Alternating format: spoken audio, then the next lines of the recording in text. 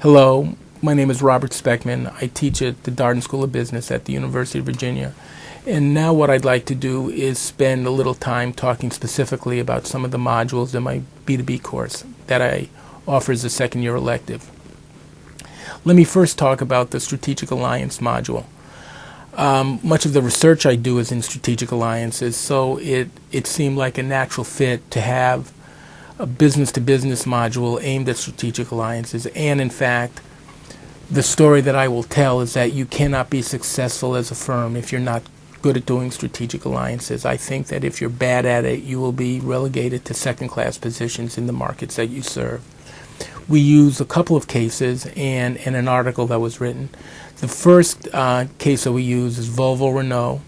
That's a case that we wrote about the Volvo automotive company and Renault back in the early 90s when they formed a strategic alliance. And at the time, it was the sixth largest alliance formed in the world.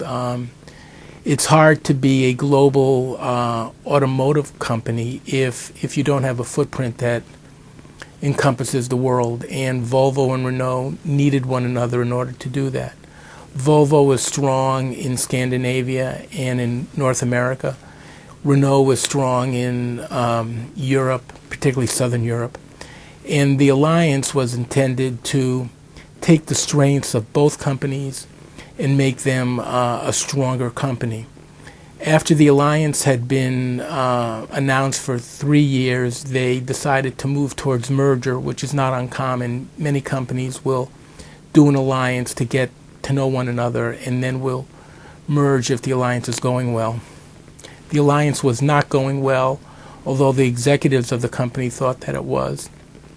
And in fact, the night before the board was to vote to merge with Renault, the alliance was called off. So that is the first case where we talk about alliance failure and some of the issues that allow that to happen. In fact, the article that we use is called The Darker Side of Alliances. This case series, it runs A through D and E, won an international case competition when the cases were written in the mid-90s, and I'm very happy about that. The more recent alliance case is still in the automotive industry, and it juxtaposes Volvo and Renault with Fiat and Chrysler. The Chrysler Corporation, as you well know, has been through a failed merger with Daimler, was taken over by some venture capitalists who just did not know how to run a car company. None of them were car guys. And Fiat came in at the 11th hour to really salvage the Chrysler Corporation.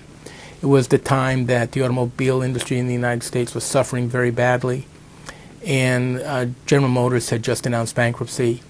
The Ford company decided not to take federal money, and the Chrysler company was losing money every single day. So the government really facilitated the alliance with Fiat. I think the story is still being written. It is not known exactly what will happen to the alliance, but I am hopeful that the Chrysler Corporation will survive. It's been at death's door several times, if you remember, with Lee Iacocca back in the 70s. So those are the case series that we have on alliances. Both those series of cases have teaching notes associated with them. In fact, every case that I write has a teaching note associated with it, which would be useful for the instructor who is using these cases for the first time.